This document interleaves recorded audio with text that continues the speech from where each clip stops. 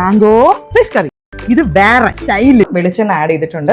എണ്ണ ചൂടാവുന്ന സമയത്ത് ആവശ്യത്തിന് കടുകിട്ടു, ആവശ്യത്തിന് നമ്മൾ ഉലുവ ഇടും. ഞാൻ ഇച്ചിരി ജീരകം ഇടും കേട്ടോ. എന്തായാലും നമ്മൾ കറിവേപ്പില ഇടുന്നു, ചെറിയുള്ളി, വെളുത്തുള്ളി, ഇഞ്ചി, 2 പച്ചമുളക്. നന്നായിട്ട് ഇതൊന്ന് വഴറ്റി എടുക്കുകയാണ്. ഉപ്പ് ആഡ് ചെയ്യാം. ഇനി ഞാൻ ഇടാൻ പോകുന്നത് തക്കാളിയാണ്.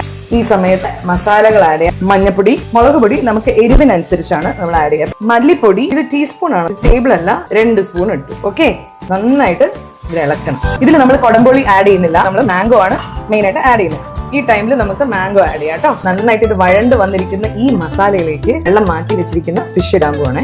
ഈ മസാലയിൽ 2 മിനിറ്റ്സ് ഇതിങ്ങനെ ഒന്ന് ഫ്രൈ ആയി കിട്ടും. നമുക്കിനി തേങ്ങാപ്പാൽ ഒഴിക്കാം. അടച്ചു വെച്ചിട്ട് 5 to 10 മിനിറ്റ്സ് ആണ് ഇതൊന്ന് കുക്ക് ചെയ്യുക. നല്ലപോലെ തിളച്ചു. ഈ എണ്ണ ഇതിന് വന്നു കഴിഞ്ഞാൽ അപ്പൊ തന്നെ ഓഫ് ചെയ്യാം. ചൂട് വെളിച്ചെണ്ണയിലേക്ക് ചെറിയ ഉള്ളി ഇട്ടു, കറിവേപ്പില ഇട്ടു. പോലെ ഒന്ന് മുരിഞ്ഞ് ഒരു ഗോൾഡൻ ബ്രൗൺ ആകുമ്പോഴാണ് ഇതിനെ ഇങ്ങോട്ട് ഇട്ടു, ഒഴിച്ചു, അടച്ചു. കുറച്ചു നേരം അവനെ വെറുതെ വിടുക. കഴിച്ചിട്ട് വരാം എങ്ങനെ ഉണ്ടെന്ന്.